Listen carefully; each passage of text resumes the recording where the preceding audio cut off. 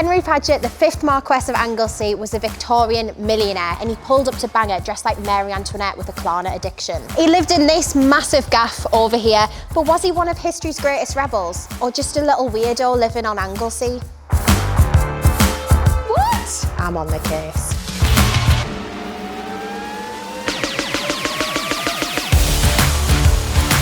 Hello and welcome to History's Rebels. I am Katie Kennedy and today I am in the Octagon Room at Plas Newydd. I pronounced that right? No. Plas Newydd. Plas Newydd with the very lovely Professor Viv Gardner. Thank you so much for joining. Great to be here. So you're the expert on Henry Cyril Paget. Can you tell us a little bit about him? Henry Cyril Paget was the 5th Marquess of Anglesey, and between 1898 and 1905, when he died, he managed to spend a fortune, and he died in Monte Carlo in 1905. But in his own time, he generated a mass of wonderfully gossipy stories. So he sounds like good crack, if I'm being honest. But what I'm going to do now is I'm going to present 5 pieces of evidence to see if he was history's greatest rebel, and I want you to tell us if I'm right or wrong. So my first piece of evidence, was he the OG Great Gatsby? Henry owned as many cars as the king. He had about 7 in total, which is basically every car in Wales at the time. So you've got him like zooming around Anglesey thinking he looks proper mint in his little noddy car.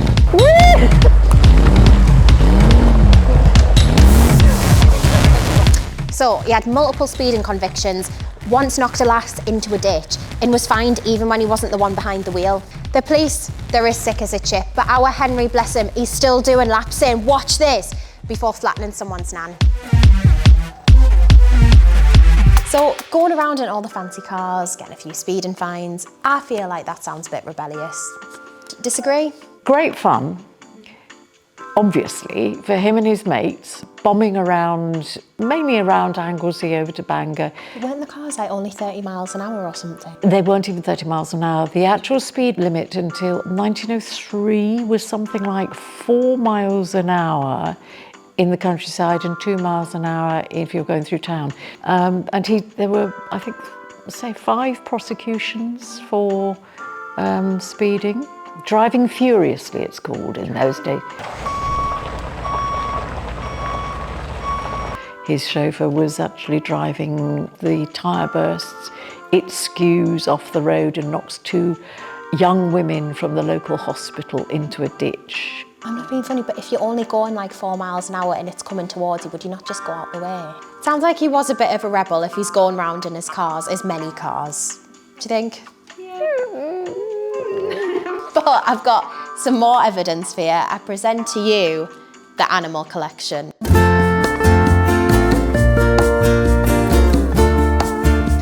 So the hoity-toity people of the past, they needed various ways to show off, and owning a parrot that could swear in 4 languages was one of the ways to do it.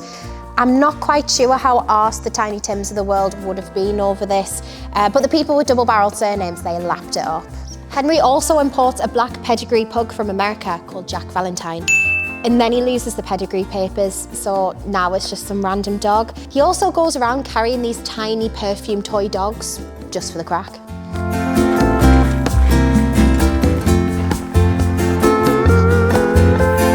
So all anyone wants to know is about the swearing parrot. Please tell me it was real.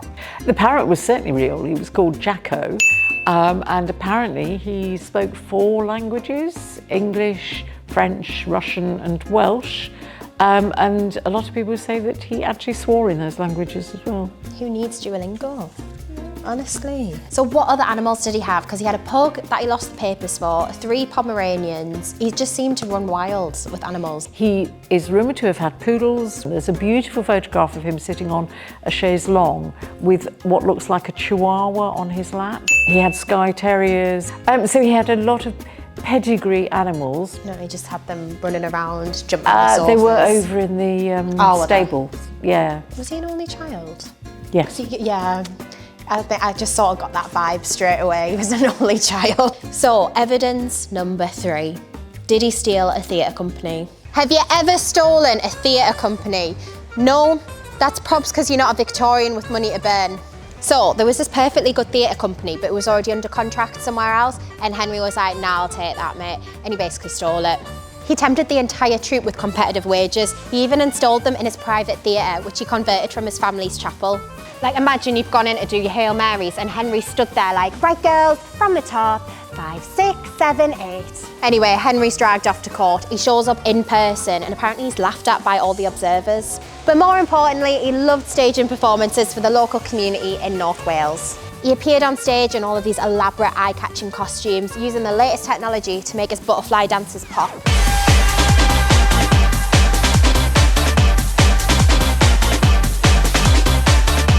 So, did he really steal a theatre company? Yes, in effect he did. It was a third-rate touring company that was in the region, was playing at Llandudno, invited them here and persuaded them to come and join him here at Anglesey Castle for an inordinate sum of money.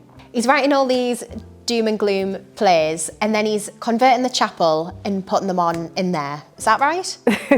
No, that is the story that was current for decades. There's a photograph of a theatre in the chapel space in 1896. So we know that a theatre existed, and they put on, as his father put on entertainments there, he put on entertainments before he stole his professional theatre company. He decided that he would upgrade, refurbish the theatre, and he introduced electricity. He introduced electricity into the house, but his primary purpose was to bring electricity into this beautiful, and it was a really beautiful little theatre.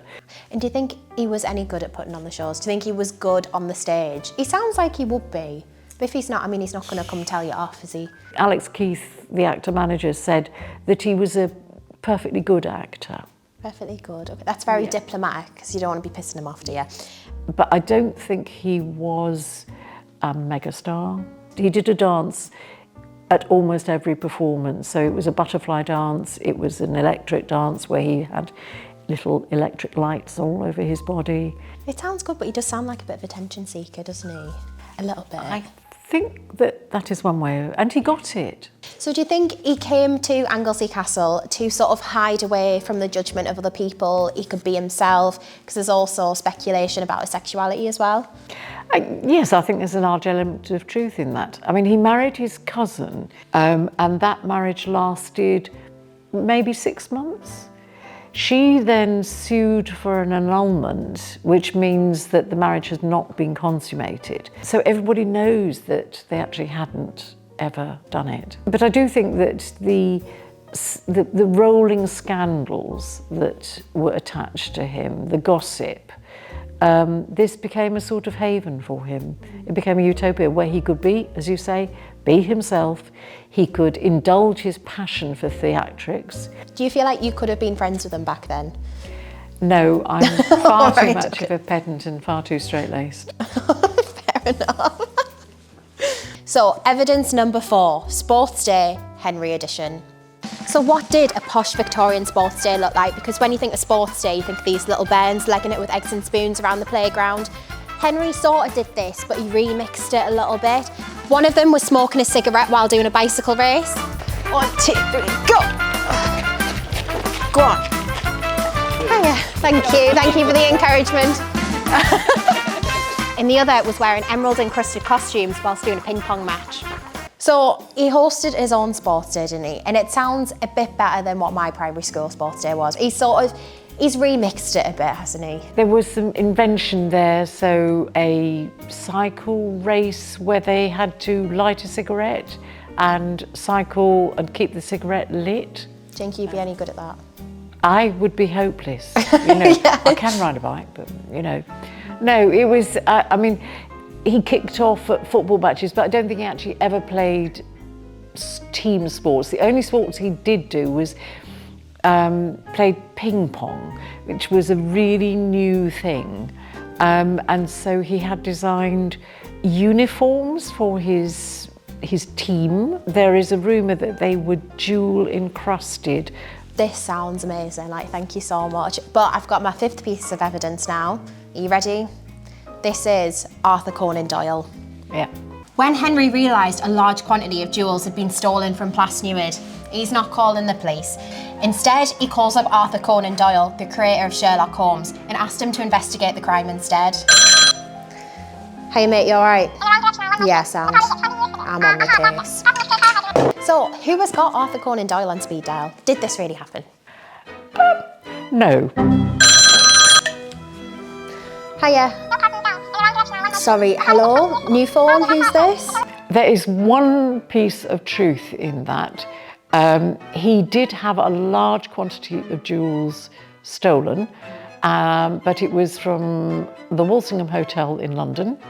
He was at a performance of Sherlock Holmes, and while he was at the theatre, his valet, a man called Julian Galt, broke into his jewellery box and took a large sum of money. But then the police were called. Arthur Conan Doyle was approached by a journalist and asked what he thought of this, and he said it serves him right, because there was a faulty lock. They hadn't put them in the safe at the hotel. They'd just left them in the room for Galt to nick. You sort of wish it was true though, don't you? A little bit. I feel like I love that story, just he's dialing Yeah, it's them a up, good being story. like, hiya, you're right. Yeah. I think that's a good... It's a shame it's not true though. Thank you so much for talking to us about Henry, but what I really want to do now is a rebel rating. So we're going to rate him from 1, he's a bit of a loser, a bit of an outcast, to 10, he was a massive rebel. Are you ready? Okay. 1, 2, 3. And I'm being generous. What? You're joking? After we've had all that conversation?